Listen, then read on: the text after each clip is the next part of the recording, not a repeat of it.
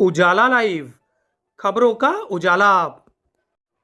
Channel को like और subscribe करें और हमारी सारी महत्वपूर्ण खबरों को अपने मोबाइल पर पाएं।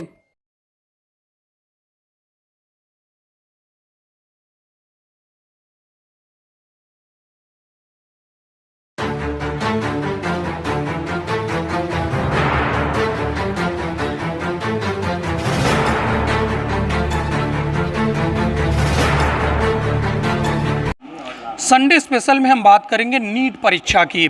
नीट परीक्षा को लेकर तरह तरह की भ्रांतियां चल रही हैं।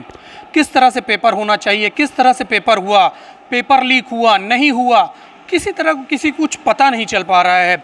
इन्हीं सब मामलों को लेकर हम अमित त्रिपाठी सर से बात करेंगे, वो जानकारी देंगे कि क्या हुआ है। सर, स्वागत है आपका उजाला लाइव पे। क्या कहेंगे आप? जो मुझे अपने विद्यार्थियों से और बाकी सब चैनल वगैरह में जो सुनने को मिल रहा है, जो जानकारी मिल रही है, उसमें पेपर आउट होने की बात भी बहुत सारे लोग कर रहे हैं, बट इसमें क्या सच्चाई है अभी तक कोई प्रमाण इसका नहीं मिला है। हाँ, जो मैं सामने देख पा रहा हूँ ये है, एक हमारे यहाँ विद्यार्थी जिसका 660 नंबर इस बार नीट में आया। लास्ट ईयर उसके 600 नंबर थे, उसकी रैंक 21,000 थी, इस बार उसकी रैंक 27,000 है। एक साल तैयारी करने के बाद बच्चे को समझ में नहीं आ रहा है कि मेरा फ्यूचर कहाँ जा रहा है। मैं अगली साल तैयारी करूँगा तो मुझे कॉलेज मिलेगा कि नहीं मिलेगा, मैं अगली साल तैयारी करना चाहिए कि नहीं करना चाहिए। उसको समझ में नहीं आ रहा है कि मैं नीट की प्रिपरेशन करने का जो चॉइस लिया है, मैंने जो स्ट्रीम चूज किया है, वो ठीक है कि नहीं ठीक है।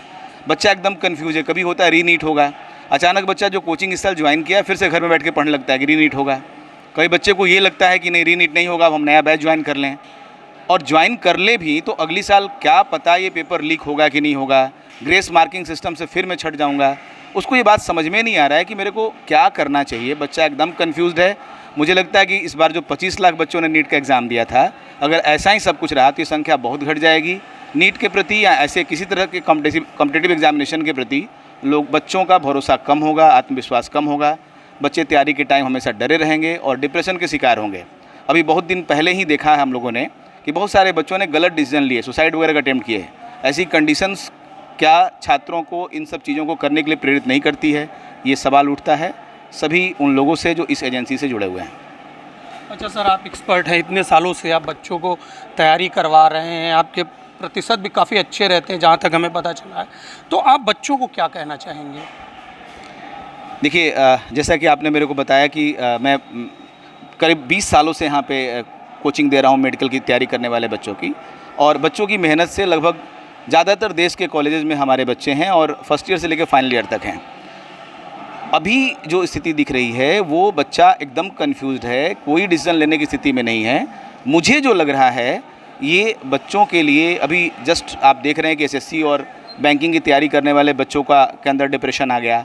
जेईई मेन की तैयारी करने वाले बच्चों की संख्या लगातार घटती रही। एग्जामिनेशन की जो ये सिस्टम है उसकी वजह से आगे चल के एस्पिरेंट्स को ये समझ में नहीं आएगा कि मेरा करियर किस डायरेक्शन में जाना चाहिए। नीट को लेकर के बहुत सारे पेरेंट्स ये सोचते थे कि बच्चों का बड़ा अच्छा फ्यूचर होगा। बच्चे भी डर रहे हैं और पेरेंट्स को भी कुछ समझ में नहीं आ रहा, और हम लोग को भी ये लग रहा है कि अपने बच्चों को टारगेट कौन सा दें। लास्ट ईयर हमारे यहाँ कोई बच्चा 600 नंबर लेके आता, टारगेट देते कि भाई तुम 670 नंबर लाना, इस बार पक्का एमएस मिल जाएगा। 670 नंबर लाने के बाद भी उसको एडमिशन नहीं मिलना है। तो क्या हर बच्चे को, इंडिया के हर बच्चे को 720 में 720 का टारगेट दिया जाए? क्या संभव है कि 25 लाख बच्चों को इस टारगेट से तैयार किया जाए? टीचर भी जानता है कि छोटे छोटे सिली मिस्टेक्स होते हैं। क्या ये पॉसिबल है कि हर बच्चा 720 में 720 नंबर लाए? मैंने सुना है कि 100 नंबर पाने वाले बच्चों का ग्रेस मार्किंग सिस्टम से 720 नंबर आ गया और 650 नंबर पाने वाला बच्चा कॉलेज नहीं पा रहा है। इस ऐसी कंडीशन में हमें खुद नहीं लगता कि मैं जो मेहनत कर रहा हूँ या हमारे जो बच्चे मेहनत कर रहे हैं उसको सही आयाम मिलेगा या नहीं मिलेगा।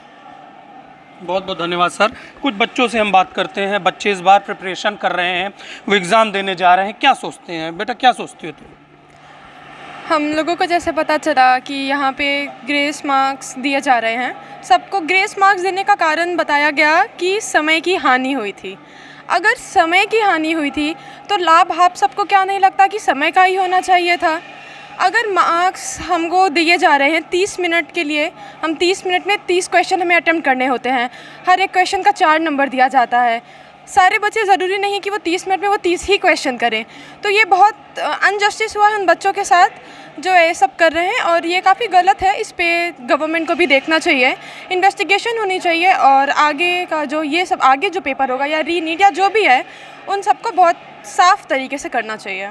अच्छा, आप भी पेपर देने जा रही हो, अब अगली बार अटेम्प्ट करोगी, तो कैसा महसूस हो रहा है इस समय? हम लोग एक्चुअली अब हमारा मोराल बहुत डाउन हो गया है कि अब हम बहुत मेहनत से पढ़ते हैं, सब बच्चे बहुत मेहनत से पढ़ते हैं। अगर हमारा उस नंबर उतना आ भी जाता है, अगर उतना नंबर आ भी जाता है तो हमें कॉलेज मिलने का ये मिलेगा ही, ऐसा कुछ ज़रूरी नहीं है।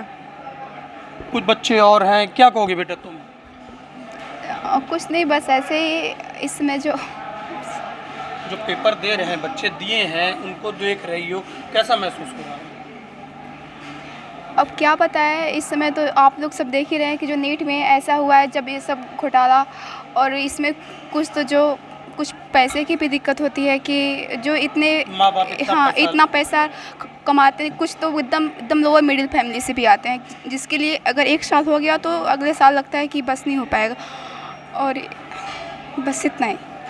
और बच्चे भी हैं जी, बताएं। बच्चे बहुत डरते हैं, अब मेरे से नहीं हो रहा है, बस इतना ही। आप क्या कहेंगे? जो नीट ने किया है, और जो पेपर लीक हुआ तो फिर से होना चाहिए? हाँ, रीनीट तो होना ही चाहिए, सिर्फ कुछ बच्चों के लिए नहीं, सारे बच्चों के लिए रीनीट होना चाहिए। सबने अपने मुश्किल लगा के अपना पेपर बहुत ज़्यादा प्रिपेयर करने के लिए, टाइम भी लगता है, बहुत ज़्यादा। पढ़ाई करती हो। हम लोग को भी एटलीस्ट 2 साल चाहिए रहता है, हम लोग भी प्रिपेयर करें, हम लोग पूरा डिमोटिवेट हो चुके हैं इसको देख के। रीनीट तो ऑफ कोर्स होना चाहिए। Thank you. Thank Ujala live, Prayagraj.